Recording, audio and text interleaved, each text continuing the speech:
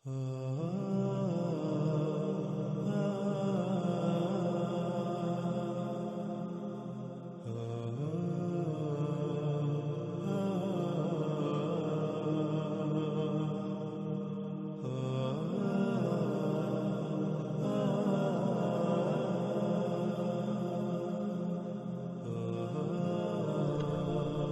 اللہ صلی اللہ علیہ وآلہ وسلم نے کہا، اس میں کچھ شک نہیں، ہرگز نہیں قائم ہوگی الساعت یہاں تک کہ اس سے پہلے 10 آیات نہ دیکھ لو۔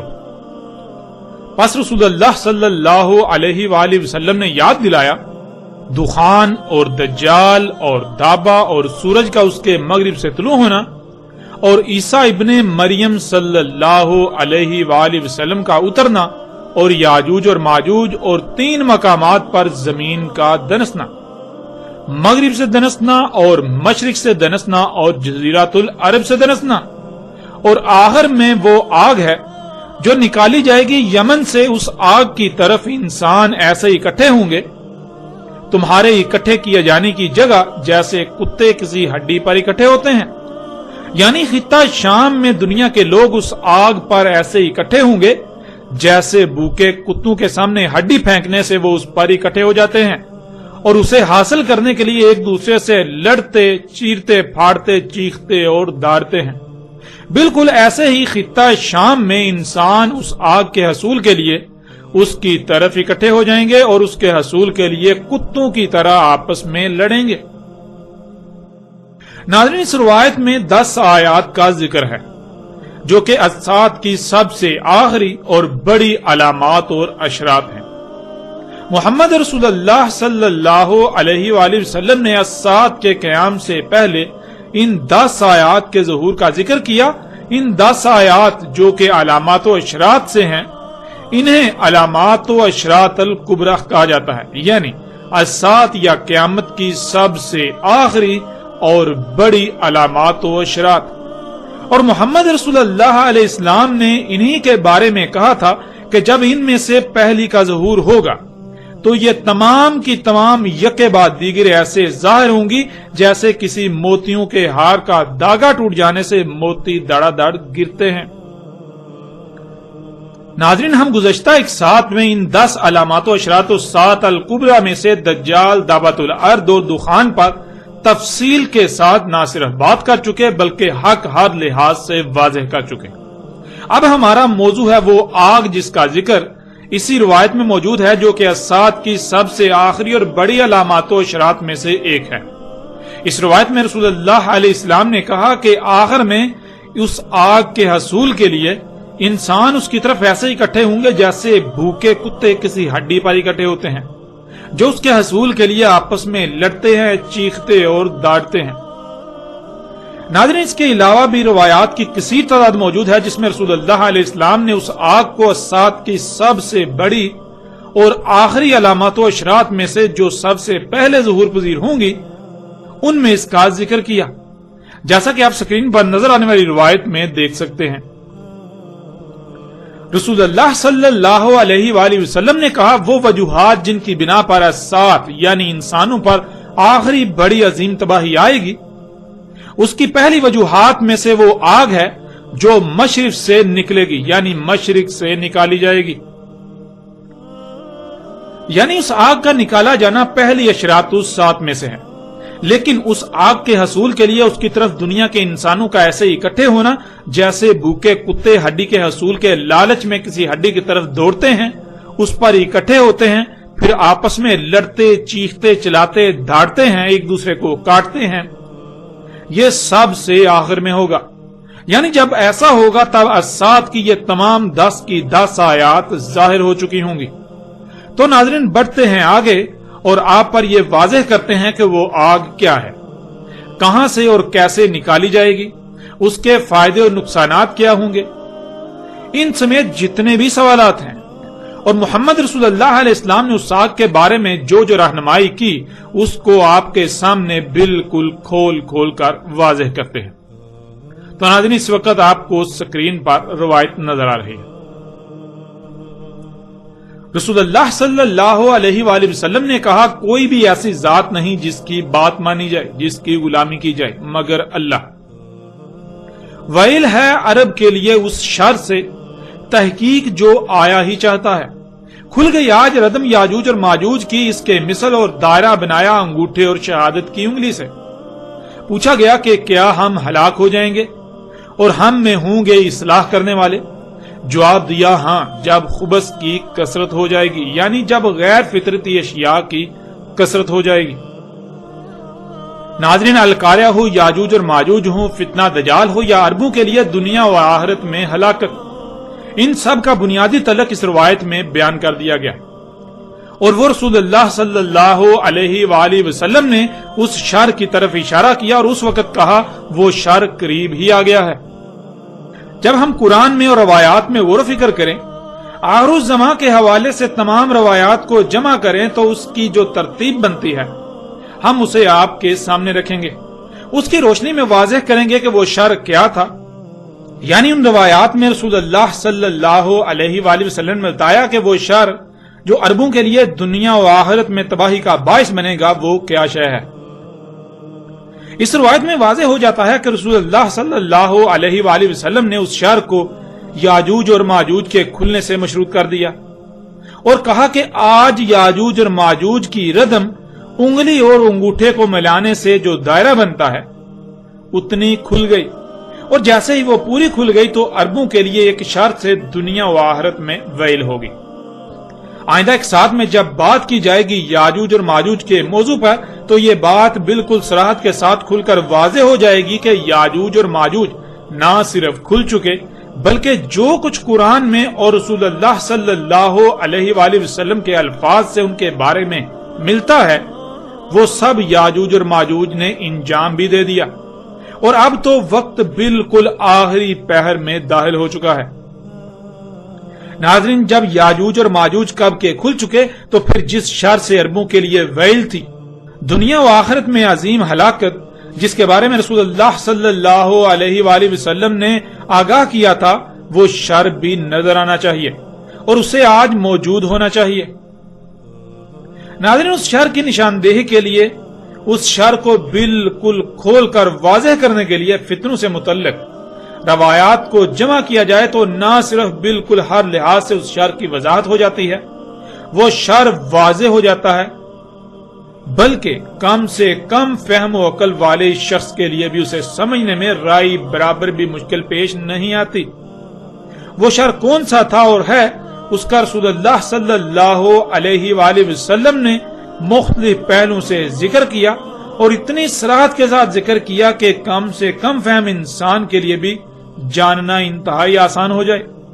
لیکن آج حقیقت تو یہ ہے کہ ہر کوئی اس سے غافل ہے، جس سے یہ بھی واضح ہو جاتا ہے کہ رسول اللہ صلی اللہ علیہ وآلہ وسلم نے کیوں اتنی صراحت کے ساتھ کھول کھول کر ہر پہلو سے اس شر کی وضاحت کر دی تھی۔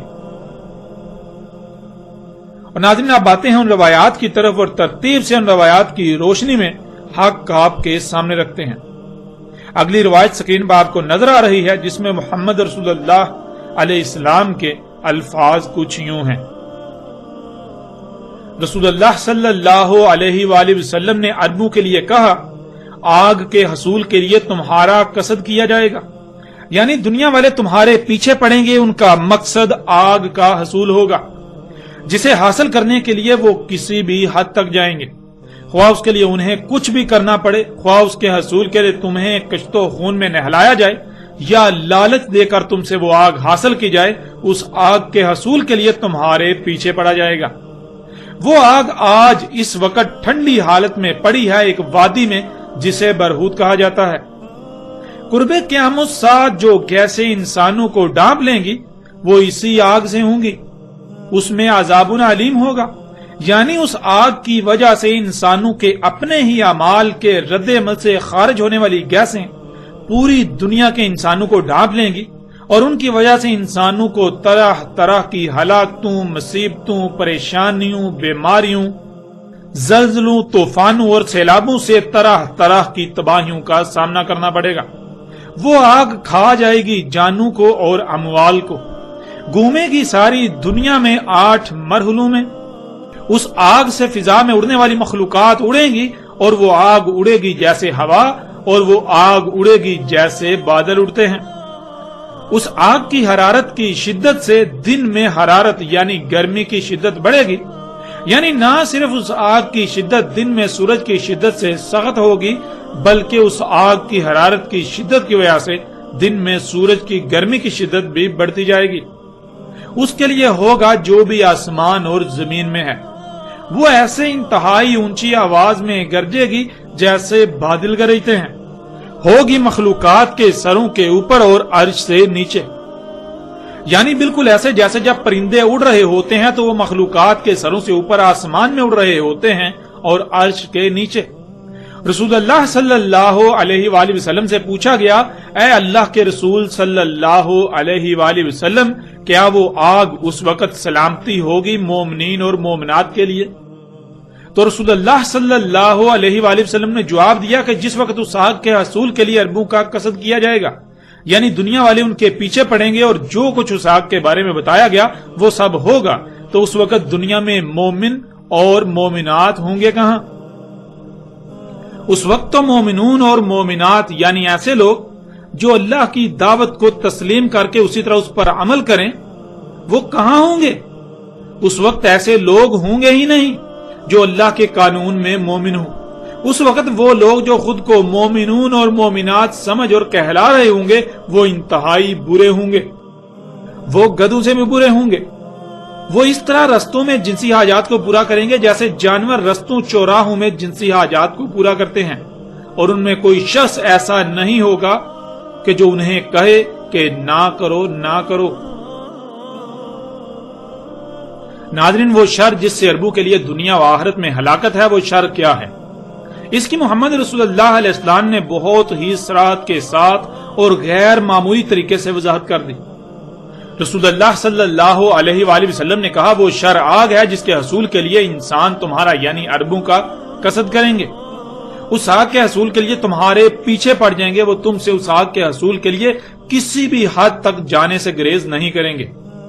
جہاں مال و دولت سمیت مختلف لالچ دے کر تم سے وہ آگ حاصل کریں گے، تو وہیں اگر یہ حربہ کارگر ثابت نہ ہوا تو خواہ تم تباہ و برباد ہو جاؤ، تمہیں کشت و خون میں نہلا دیا جائے، وہ کسی بھی صورت وہ آگ تم سے حاصل کر کے ہی رہیں گے۔ اور پھر ناظرین، محمد رسول اللہ علیہ السلام نے انتہائی چونکا دینے والی بات کہی۔ اس وقت کہا کہ آج کے وقت وہ آگ وادی برہوت میں ٹھنڈی حالت میں پڑی ہے۔ اور پھر ناظرین، وادی برہوت کیا ہے؟ اس کی وضاحت بھی روایات سے مل جاتی ہے۔ ایک روایت میں بالکل واضح کر دیا گیا کہ وادی برہوت وادی حضر موت کو کہا جاتا ہے، جیسا کہ روایت آپ کو سکرین پر نظر آ رہی ہے۔ وادی حضر موت کو وادی برہوت کہا جاتا ہے۔ ناظرین، اس کے علاوہ بھی محمد رسول اللہ علیہ السلام نے مختلف مقامات کا ذکر کیا جہاں وہ آگ موجود ہے اور وہاں سے نکالی جائے گی، یہاں تک کہ کیسے نکالی جائے گی اس کی بھی چونکا دینے والی تفصیلات بتا دی۔ جیسے ہی ہم آگے بڑھیں گے تو ایسی تمام روایات بھی آپ کے سامنے آئیں گی۔ لیکن یہاں سوال یہ پیدا ہوتا ہے کہ کیا ناظرین آج ایسی آگ اپنا وجود رکھتی ہے جو محمد رسول اللہ علیہ السلام کے وقت زمین میں ٹھنڈی پڑی تھی اور آج انسانوں کو حاصل ہو چکی؟ کیا آج ایسی آگ موجود ہے؟ کیا آج ایسی آگ موجود ہے جس کے حصول کے لیے کچھ قومیں عربوں کا قصد کر رہی ہیں، یعنی اس آگ کے حصول کے لیے عربوں کے پیچھے پڑی ہوئی ہیں اور کسی بھی صورت اس آگ کو حاصل کرنے سے گریز نہیں کر رہی؟ کہ آج کوئی ایسی آگ موجود ہے جس کے حصول کے لیے غیر عرب قومیں عربوں کو مختلف لالچ دے کر، مال و دولت سے اور طرح طرح کے لالچ دے کر ان سے وہ آگ حاصل کر رہی ہیں؟ کیا آج کوئی ایسی آگ موجود ہے جس کے حصول کے لیے عرب دنیا کو کشت و خون میں نہلایا جا رہا ہے؟ ناظرین، جب غور کریں تو دہلا دینے والے حقائق آج پوری دنیا کے سامنے ہیں۔ ہاں، واقعتاً آج ایسی آگ موجود ہے جو محمد رسول اللہ علیہ السلام کے وقت زمین کی گہرائیوں میں ٹھنڈی حالت میں پڑی تھی اور آج نکالی جا رہی ہے، اور وہ آگ ہے خام تیل۔ ناظرین، کون نہیں جانتا کہ خام تیل تو حقیقت میں آگ ہے جو زمین میں ٹھنڈی حالت میں موجود ہے۔ آج اس آگ کے حصول کے لیے غیر عرب قومیں عرب دنیا کا قصد کیے ہوئے ہیں، ان کے پیچھے پڑی ہوئی ہیں اور ان سے اس آگ کے حصول کے لیے کسی بھی حد تک جانے سے گریز نہیں کر رہی۔ ناظرین، اسی آگ کے حصول کے لیے سلطنت عثمانیہ کا خاتمہ کر کے اسلامی ریاست خواہ کیسی ہی تھی اس کے ٹکڑے ٹکڑے کر کے انہوں نے اپنے حواریوں کو ان پر مسلط کر دیا، کیونکہ مغربی دنیا کو علم تھا کہ جب تک خلافت کے نام پر ایک اسلامی ریاست موجود ہے وہ کبھی بھی اس آگ کو حاصل نہیں کر سکتے، کیونکہ سلطنت عثمانیہ مغربی دنیا بالخصوص اس وقت کی سپر پاور برطانیہ کو اپنا دشمن سمجھتی تھی، اور برطانیہ کو بخوبی علم تھا کہ جب تک وہ اپنے اس دشمن کو ختم نہیں کر لیتی، اپنے اس دشمن کو ہٹا نہیں لیتی، اس کو ٹکڑوں ٹکڑوں میں تقسیم کر کے اپنے حواریوں کو مسلط نہیں کر لیتی، تب تک وہ اس آگ کو حاصل نہیں کر سکتے۔ ناظرین، اس آگ کا حصول ہی یہ وجہ تھی کہ برطانیہ جو اس وقت کی عالمی طاقت تھا، اس نے مسلمانوں کی صدیوں سے چلی آ رہی خلافت کے نام پر اسلامی ریاست کو ٹکڑے ٹکڑے کرنے کے لیے اپنے حواریوں کو متحرک کیا اور اپنے مقصد میں کامیاب ہو گیا۔ جہاں اس نے امت محمد میں طرح طرح کے عقائد و نظریات کو پروان چڑھانے کے لیے اپنے تمام تر حربے استعمال کیے، تو وہیں اس نے طرح طرح کے سیاسی گروہوں کو پروان چڑھایا اور ایسا جال بن دیا کہ خود کو امت محمد کہلوانے والے جو اللہ کی اس امانت زمین کے محافظ تھے، وہ یہ بھول گئے کہ وہ اللہ کی اس امانت زمین کے محافظ ہیں۔ یہاں تک کہ اسلام کے نام پر ایسی ایسی خرافات عام کی گئیں کہ کسی کو علم ہی نہ رہا کہ اسلام ہے کیا۔ برطانیہ نے اس آگ کے حصول کے لیے ہر وہ اقدام کیا جہاں سے اسے یہ خطرہ تھا کہ کل کو اس کے رستے میں کوئی رکاوٹ بن سکتا ہے۔ اس میں ایک اقدام یہ تھا کہ خود کو امت محمد کہلانے والوں کو قتال فی سبیل اللہ سے دور کرنا، یہاں تک کہ اسلام سے اسے محو کر دینا، اور اس کے لیے جہاں اس نے عرب دنیا میں اپنے بہروپیوں کو اسلام کے ٹھیکیداروں کے نام پر مسلط کر دیا، تو وہیں اس نے برِ صغیر میں اپنے حواری کھڑے کیے اور ان کی بھرپور نصرت کی۔ انہی میں ایک مرزا غلام احمد قادیانی اللہ کا رسول مسیح عیسیٰ ابن مریم ہونے کا دعوے دار بھی تھا، جو اللہ کے قانون میں بدترین مشرک اور اپنے دعوے میں سخت ترین جھوٹا اور اللہ کا دشمن تھا۔ آئندہ ایک ساتھ میں اسی موضوع کے تحت ایسے دلائل کے ساتھ بات ہوگی کہ دنیا قادیان منہ چھپانے کے قابل بھی نہ رہے گی۔ مرزا غلام احمد قادیانی کذاب کی حقیقت ہر لحاظ سے کھل کھل کر واضح ہو جائے گی، جسے دنیا قادیان چاہ کر بھی غلط ثابت نہیں کر سکے گی، اور دنیا قادیان اپنا منہ چھپانے کے قابل بھی نہیں رہے گی۔ ناظرین، اسی آگ کے حصول کے لیے مغربی دنیا نے ہر طرح کے حربے استعمال کیے اور آج بھی کر رہے ہیں۔ مثلا آپ آج اپنی آنکھوں سے دیکھ سکتے ہیں کہ اگر اسے اس آگ کے حصول کے لیے مال و دولت اور عیاشیوں کا لالچ عرب دنیا کے لیے کارگر ثابت ہو رہا ہے تو وہ ایسا ہی کر رہے ہیں۔ آپ سعودی عرب، متحدہ عرب امارات، قطر، بحرین سمیت عرب دنیا کو دیکھ سکتے ہیں، ان پر وہ اپنے انعامات کی بارش کر رہے ہیں۔ اور ناظرین، اس سے بھی بڑھ کر حیران کن بات تو یہ ہے اور یہ اٹل حقیقت ہے کہ ان تمام عرب ریاستوں کی حفاظت کی ذمہ داری آج امریکہ کی سرپرستی میں مغربی دنیا کے ذمے ہے۔ کوئی بھی عرب دنیا کی طرف میلی آنکھ سے نہیں دیکھ سکتا، اور اس کے برعکس جہاں یہ لالچ کارگر ثابت نہیں ہوتے یا جس حواری کی آنکھیں کھل جاتی ہیں اور وہ حقیقت کو سمجھ جاتا ہے کہ وہ تو امریکہ کی سرپرستی میں مغربی دنیا کے ایک کتے کی حیثیت رکھتا ہے، انہوں نے اپنے مفادات کے تحفظ اور اس کے حصول کے لیے اسے پال رکھا ہے۔ جب اس پر یہ حقیقت کھلتی ہے اور اس حقیقت کے کھلنے پر جیسے ہی اس میں بغاوت کے اثرات نظر آتے ہیں تو صدام اور قذافی سمیت کئی مثالیں آپ اپنی آنکھوں سے دیکھ رہے ہیں۔ ایسا کرنے والوں کی حفاظت تو دور، خود ان کی ریاستوں پر بارود کی بارش کر کے برباد کیا جاتا ہے، عوام پر کارپیٹ بمباری کی جاتی ہے، طرح طرح کے ہتھیاروں کو آزما کر دنیا میں اپنے اسلحے اور قوت کی نہ صرف نمائش کی جاتی ہے بلکہ یوں انہیں اسلحے کے گاہک ملتے ہیں۔ کمزور ریاستیں اپنے دشمنوں سے حفاظت کے لیے ان سے معاہدے کرتی ہیں اور وہ ہر طرح سے اپنے مفادات کے حصول میں کامیاب ہوتے ہوئے نظر آتے ہیں۔ اور ناظرین، جہاں معاملات اس سے بھی زیادہ گمبھیر ہوں تو آج آپ یمن، شام، لیبیا، عراق سمیت باقی ایسی عرب ریاستوں کو دیکھ سکتے ہیں کہ وہاں کس قدر کچھ تو خون کیا جا رہا ہے۔ تو ناظرین آج یہ حقیقت آپ اپنی آنکھوں سے دیکھ رہے ہیں۔ محمد علیہ السلام نے کہا تھا کہ تمہارا قصد کیا جائے گا اس آگ کے لیے جو آج اس وقت ٹھنڈی پڑی ہوئی ہے، تو کیا آج اسی آگ کے لیے قصد نہیں کیا جا رہا؟ کہ آج اسی آگ کے حصول کے لیے مغربی دنیا عربوں کے پیچھے نہیں پڑی ہوئی اور اس آگ کے حصول کے لیے کسی بھی حد تک نہیں جا رہی؟ حقیقت ہر لحاظ سے آپ کے سامنے ہے۔ کون نہیں جانتا آج عرب دنیا میں جو کچھ بھی ہو رہا ہے یہ سب اسی آگ کے حصول کی خاطر ہو رہا ہے جسے آج خام تیل کا نام دیا جاتا ہے۔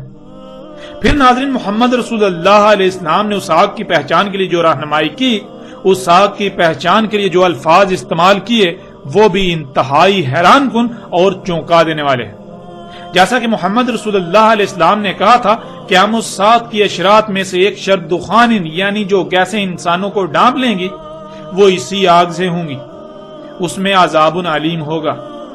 یعنی اس آگ کی وجہ سے انسانوں کے اپنے ہی اعمال کے رد عمل سے خارج ہونے والی گیسیں پوری دنیا کے انسانوں کو ڈانپ لیں گی اور ان کی وجہ سے انسانوں کو طرح طرح کی ہلاکتوں، مصیبتوں، پریشانیوں، بیماریوں، زلزلوں، طوفانوں اور سیلابوں سے طرح طرح کی تباہیوں کا سامنا کرنا پڑے گا۔ اور ناظرین کیا دخان کے موضوع پر گزشتہ ایک ساتھ میں یہ سب واضح نہیں ہو چکا؟ ذرا غور تو کریں، ان دخان یعنی آج جو گیسیں پوری دنیا کی فضا میں بھر چکی ہیں، ان کی بنیاد کیا ہے؟ کیا ان کی بنیاد یہی آگ خام تیل نہیں ہے؟ بالکل، ان کی بنیاد یہی آگ خام تیل ہے۔ دخان اسی آگ سے ہیں۔ دعوت الارض انسان کے اپنے ہی ہاتھوں سے اللہ کے مقابلے پر خلق کردہ سواری کے ذرائع جو تیر کر، رینگ کر، چل کر اور اڑ کر حرکت کر رہے ہیں، جو پوری دنیا میں آج دندناتے پھر رہے ہیں، اور جس ایندھن کے جلنے سے یہ طرح طرح کی گیسیں خارج کرتے ہیں، وہ جس ایندھن سے چلتے ہیں وہ ایندھن مختلف اقسام کا پیٹرول ہو یا ڈیزل یا پھر کیروسین یعنی مٹی کا تیل، یہ سب کا سب خام تیل سے ہی اخذ کیا جا رہا ہے۔ کارخانے جس ایندھن سے چلتے ہیں وہ اسی خام تیل سے اخذ کیا جا رہا ہے۔ ان کے علاوہ جہاں جہاں سے بھی یہ گیسیں خارج ہو رہی ہیں ان کی بنیاد یہی خام تیل ہے، یعنی وہ آگ جس کا ذکر آج سے 14 صدیاں قبل محمد رسول اللہ علیہ السلام نے کیا تھا۔ اس وقت محمد رسول اللہ علیہ السلام نے کہا تھا کہ آج وہ آگ زمین کی گہرائیوں میں ٹھنڈی حالت میں پڑی ہے۔ پھر ناظرین محمد رسول اللہ علیہ السلام نے کہا تھا وہ آگ کھا جائے گی جانوں کو اور اموال کو۔ ناظرین غور کریں کہ آج یہی آگ پوری دنیا میں جانوں اور اموال کو نہیں کھا رہی؟ ذرا غور تو کریں، آج دنیا میں ہونے والی تمام کی تمام جنگیں کیا اسی وجہ سے نہیں ہو رہی؟ ان کی وجہ یہی آگ نہیں ہے جن میں لاکھوں نہیں کروڑوں جانوں کا نقصان ہو رہا ہے اور شہروں کے شہر کھنڈرات میں بدل رہے ہیں۔ اس کے علاوہ زمین سے اس آگ کے نکالے جانے کی وجہ سے زمین کھوکھلی ہو رہی ہے، جس سے زمین جگہ جگہ سے دنس رہی ہے۔ پھر اسی کی وجہ سے جو گیسیں پوری دنیا کی فضا میں بھر چکی ہیں، جن کی وجہ سے طرح طرح کی تباہیوں میں وسیع پیمانے پر جانی اور مالی نقصانات ہو رہے ہیں۔ پھر جن مشینوں سے پہاڑوں کو کاٹا جا رہا ہے ان کی بنیاد بھی کیا یہی آگ نہیں ہے؟ اور پہاڑوں کو کاٹنے سے زمین کا توازن بگڑ کر زلزلے اور تباہیاں آ رہی ہیں، ان میں بھی جانی اور مالی نقصان۔ اسی آگ کی وجہ سے موسموں کا نظام درہم برہم اور درجہ حرارت دن بدن بڑھتا چلا جا رہا ہے۔ اس کی وجہ سے بھی طرح طرح کی تباہیوں میں جانی اور مالی نقصان۔ یوں اس آگ کے نقصانات پر بات کی جائے تو الفاظ ختم ہو جائیں، آپ بات کرتے کرتے تھک جائیں، لیکن اس آگ کے نقصانات کو گن نہ پائیں۔ آج یہ آگ پوری دنیا میں جانوں اور اموال کو کھا رہی ہے۔ یوں محمد علیہ السلام کے آج سے 14 صدیاں قبل کہے گئے یہ الفاظ آج بالکل سچ ثابت ہو رہے ہیں۔ نہ صرف سچ ثابت ہو رہے ہیں بلکہ آج سچ ثابت ہو چکے ہیں۔ اسی آگ کی وجہ سے آج موسموں کا نظام، فضاؤں کا نظام درہم برہم ہو چکا۔ درجہ حرارت دن بدن بڑھتا چلا جا رہا ہے، جس سے گلیشیئر پگھلتے جا رہے ہیں۔ پھر آہستہ آہستہ زمین پر تمام پانی بخارات بن کر اٹھ جائے گا۔ زمین کا درجہ حرارت دن بدن بڑھنے سے یہ جہنم بن جائے گی، وہی جہنم جس کا آپ سے وعدہ کیا گیا۔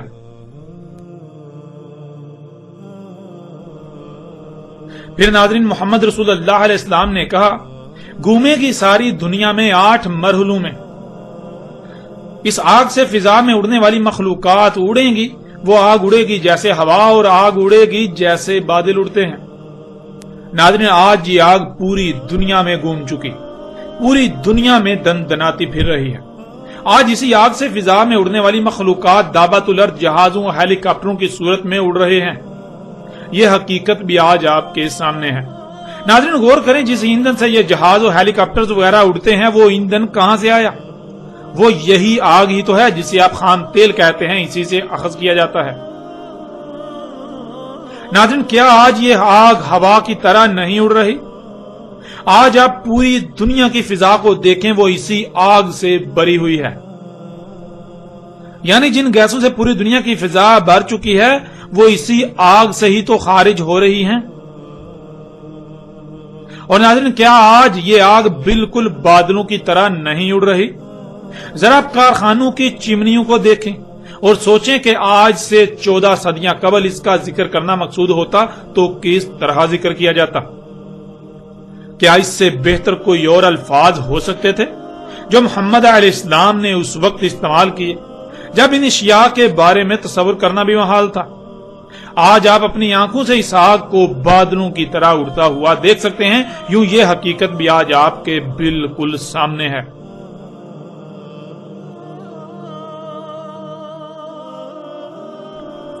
پھر ناظرین محمد علیہ السلام نے کہا اس آگ کی حرارت کی شدت سے دن میں حرارت یعنی گرمی کی شدت بڑھے گی، یعنی نہ صرف اس آگ کی شدت دن میں سورج کی شدت سے سخت ہوگی بلکہ اس آگ کی حرارت کی شدت کی وجہ سے دن میں سورج کی گرمی کی شدت بھی بڑھتی جائے گی۔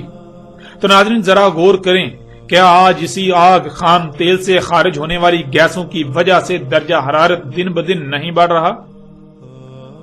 کیا آج اسی کی وجہ سے آسمان میں سوراخ نہیں ہو چکا جس کی وجہ سے سورج سے خارج ہونے والی خطرناک ترین لہریں زمین پر آ رہی ہیں؟ اور نہ صرف درجہ حرارت کی شدت میں اضافہ ہوتا چلا جا رہا ہے بلکہ موسموں میں غیر معمولی تغیر و تبدل جس کی وجہ سے زمین پر تمام مخلوقات کو طرح طرح کی تباہی اور نقصانات کا سامنا کرنا پڑ رہا ہے۔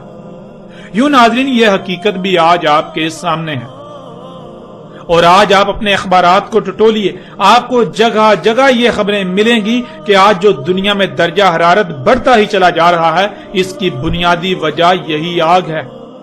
اسی آگ سے خارج ہونے والی طرح طرح کی زہریلی گیسیں جو آپ کے کارخانوں، آپ کی گاڑیوں وغیرہ سے خارج ہو رہی ہیں۔ پھر آگے محمد رسول اللہ علیہ السلام نے کہا اس کے لیے ہوگا جو بھی آسمان اور زمین میں ہے وہ ایسے انتہائی اونچی آواز میں گرجے گی جیسے بادل گرجتے ہیں، ہوگی مخلوقات کے سروں کے اوپر اور عرش سے نیچے، یعنی بالکل ایسے کہ جب پرندے اڑ رہے ہوتے ہیں تو وہ مخلوقات کے سروں سے اوپر ہوتے ہیں اور آسمان میں اور عرش کے نیچے۔ ناظرین ذرا غور تو کریں، آج یہ آگ پرندوں کی طرح مخلوقات کے سروں سے اوپر اور عرش کے نیچے جہازوں اور ہیلی کاپٹروں کی صورت میں اڑتے ہوئے ایسی زوردار اور گرجدار آواز پیدا نہیں کر رہی جو بادلوں کے گرجنے سے پیدا ہوتی ہے۔ آپ ہیلی کاپٹر اور جہازوں کی آوازوں کو سنیں اور پھر آپ سے وہی سوال کہ اگر آج سے 14 صدیاں قبل اس کا ذکر کرنا مقصود ہوتا تو کیا اس سے احسن کوئی اور مشابہت ہو سکتی تھی؟ کیا اس سے احسن کوئی اور الفاظ ہو سکتے تھے؟ بالکل ایسی ہی آواز جیسے بادل گرجتے ہیں۔ یوں یہ حقیقت بھی آج آپ کے سامنے ہے۔ اب ناظرین آگے محمد رسول اللہ علیہ السلام کے انتہائی چونکا دینے والے اور دہلا کر رکھ دینے والے الفاظ ہیں۔ جب محمد رسول اللہ علیہ السلام اس آگ کے بارے میں یہ سب کھول کھول کر بتا چکے تو سامنے موجود اصحاب رسول علیہ السلام کو اس وقت کی سنگینی کا شدت سے احساس ہوا کہ ایسے سخت ترین وقت میں کس طرح محفوظ رہا جا سکتا ہے، کیسے ممکن ہو سکتا ہے۔ تو اسی خدشے کے پیش نظر انہوں نے رسول اللہ علیہ السلام سے پوچھا اور پھر رسول اللہ علیہ السلام نے کیا جواب دیا یہ بھی آپ کے سامنے ہے۔ رسول اللہ صلی اللہ علیہ وآلہ وسلم سے پوچھا گیا، اے اللہ کے رسول صلی اللہ علیہ وآلہ وسلم، کیا وہ آگ اس وقت سلامتی ہوگی مومنین اور مومنات کے لیے؟ تو رسول اللہ صلی اللہ علیہ وآلہ وسلم نے جواب دیا کہ جس وقت اس آگ کے حصول کے لیے اربوں کا قصد کیا جائے گا، یعنی دنیا والے ان کے پیچھے پڑیں گے اور جو کچھ اس آگ کے بارے میں بتایا گیا وہ سب ہوگا، تو اس وقت دنیا میں مومنون اور مومنات ہوں گے کہاں؟ اس وقت تو مومنون اور مومنات یعنی ایسے لوگ جو اللہ کی دعوت کو تسلیم کرتے، اس دعوت کو تسلیم کر کے اس پر اسی طرح عمل کرتے، وہ ہوں گے ہی کہاں؟ اس وقت تو ایسے لوگ ہوں گے ہی نہیں، یعنی اس وقت تو کوئی مومن ہوگا ہی نہیں، اس وقت ایسے لوگ ہوں گے ہی نہیں جو اللہ کے قانون میں مومن ہوں۔ اس وقت وہ لوگ جو خود کو مومنون اور مومنات سمجھ اور کہلا رہے ہوں گے وہ انتہائی برے ہوں گے، وہ گدھوں سے بھی برے ہوں گے، وہ ایسے رستوں میں جنسی حاجات کو پورا کریں گے جیسے جانور رستوں میں جنسی حاجات کو پورا کرتے ہیں، اور ان میں کوئی شخص ایسا نہیں ہوگا جو انہیں کہے کہ نہ کرو نہ کرو۔ ناظرین، آج جب یہ بات روز روشن کی طرح عیاں ہو چکی کہ یہی وہ آگ ہے جس کا ذکر آج سے 14 صدیاں قبل محمد رسول اللہ علیہ السلام نے کیا تھا، جسے آج خام تیل کہا جاتا ہے، اور وہ سب بھی ہو چکا اور ہو رہا ہے جس کا ذکر محمد رسول اللہ علیہ السلام نے کیا تھا، اور پھر یہ کہا اس وقت کوئی مومن ہوگا ہی نہیں۔ لیکن ناظرین، سوال تو یہ پیدا ہوتا ہے کہ جب آج وہی وقت ہے اور محمد رسول اللہ علیہ السلام کے بقول آج کوئی مومن ہونا ہی نہیں تھا، تو پھر آج وہ لوگ جو 2 ارب کے قریب ہیں وہ کس بنیاد پر مومن ہونے کے دعوے دار بنے ہوئے ہیں؟ ناظرین، یہ حقائق بہت تلخ ہیں۔ اگر یہ لوگ اللہ کے قانون میں مومن ہے تو اس کا مطلب ہے کہ محمد علیہ السلام جھوٹے تھے، اور ایسا تو ہو ہی نہیں سکتا کہ محمد علیہ السلام جھوٹے اور یہ لوگ سچے ہوں، کیونکہ محمد علیہ السلام کی سچائی کا اس سے بڑھ کر اور کیا ثبوت ہو سکتا ہے کہ جو کچھ انہوں نے آج سے 14 صدیاں قبل کہا آج عین اسی طرح ہو رہا ہے۔ یہ الفاظ محمد علیہ السلام کے الفاظ نہیں تھے، بلکہ محمد علیہ السلام کی زبان میں اس وقت اللہ بول رہا تھا۔ اس وقت اللہ سبحانہ و تعالی محمد علیہ السلام کی صورت میں انسانوں سے کلام کر رہا تھا، تو اللہ کے الفاظ، اللہ کی بات کیسے جھوٹ ہو سکتی ہے، کیسے غلط ہو سکتی ہے؟ تو پھر ناظرین، بالکل صاف ظاہر ہے محمد علیہ السلام سچے تھے، اور ان کے قول کے عین مطابق آج مومن ہونے کے دعوے دار مومن نہیں ہیں بلکہ بدترین مشرک ہیں۔ ان کی مثال بھی گزشتہ امتوں کی سی ہے۔ ہند میں بسنے والی بت پرست قوم جو گزشتہ 5000 سال سے خود کو مومن ہی سمجھ رہی ہے، وہ ایشور یعنی اللہ کے چہیتے ہیں۔ یہی حال بدھ مذہب عقائد کے حامل لوگوں کا ہے، یہی حال یہود کا ہے۔ وہ آج بھی یہی کہتے ہیں کہ صرف اور صرف وہی اللہ کے چہیتے ہیں، وہی حق پر ہیں، وہی جنت میں جائیں گے، ان کے علاوہ باقی سب کافر ہیں، وہ جہنم میں جائیں گے۔ یہی حال نصارہ کا ہے، اور جو روش انسانوں کی چلتی آئی اسی کو موجودہ امت نے بھی برقرار رکھا۔ اللہ کے قانون میں یہ بدترین مشرک ثابت ہو چکے ہیں، لیکن یہ بھی گزشتہ امتوں کی طرح خود کو زبردستی مومن منوانے پر ڈٹے ہوئے ہیں۔ ناظرین، مومن تو اللہ کا اسم ہے۔ مومن کہتے ہیں جو بھی کہا گیا، جیسے کہا گیا، فوراً نہ صرف اسے دل سے بغیر کسی قرات کے تسلیم کرنا بلکہ اپنے عمل سے اس کی تصدیق کرنا۔ تو آج جو خود کے مومن ہونے کے دعوے دار ہیں، ذرا وہ اپنے گریبان میں جھانکیں، کیا وہ فرقہ در فرقہ تقسیم نہیں ہو چکے؟ کیا اللہ نے انہیں یہ حکم دیا تھا، یا اللہ نے الٹا اس سے سختی کے ساتھ منع کیا کہ فرقوں میں تقسیم مت ہونا؟ لیکن حقیقت آج آپ کے سامنے ہے۔ اللہ نے حلال طیب رزق کا حکم دیا، لیکن آج خود کو مومن کہلانے والوں کو نہ حلال کا علم نہ ہی طیب کا۔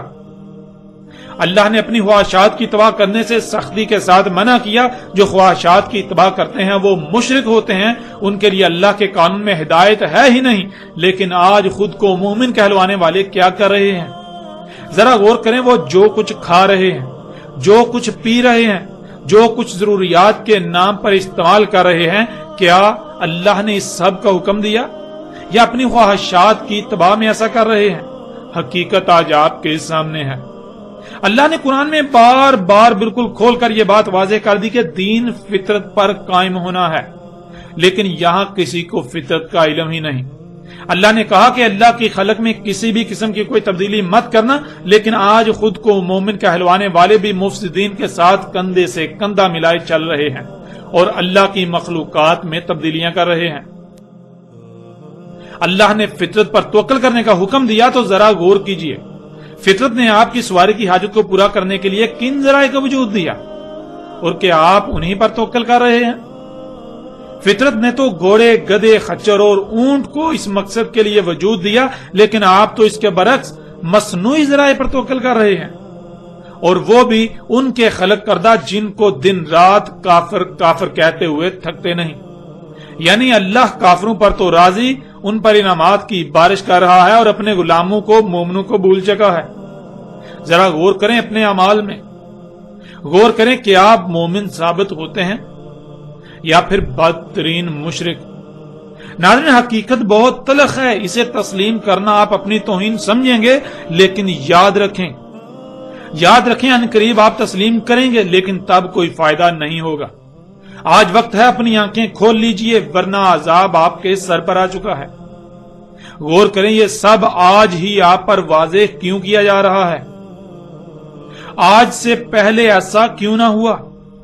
ذرا غور کریں، اس سے پہلے کہ وقت ختم ہو جائے۔ اور پھر یہ بھی آج آپ اپنی آنکھوں سے دیکھ رہے ہیں، خود کو مومن کہلوانے والے بے حیائی اور فحاشی میں کس قدر بڑھ چکے ہیں۔ محمد رسول اللہ علیہ السلام کے یہ الفاظ بھی آج بالکل سچ ثابت ہو چکے ہیں۔ خود کو مومن کہلوانے والے بے حیائی اور فحاشی میں گدھوں سے بدتر ہو چکے ہیں۔ جانوروں کی طرح رستوں میں اپنی جنسی حاجات کو پورا کر رہے ہیں، اور کوئی بھی ایسا نہیں جنہیں اختیار دیا گیا کہ وہ اختیار کے باوجود انہیں روکے۔ یہ تمام تر حقائق آج آپ کے سامنے ہیں۔ تو ناظرین، وہ آگ کیا ہے؟ یہ حقیقت بالکل کھل کر واضح ہو چکی۔ بڑھتے ہیں آگے اور دیکھتے ہیں کہ محمد رسول اللہ علیہ السلام نے اس آگ کے بارے میں مزید کیا کہا۔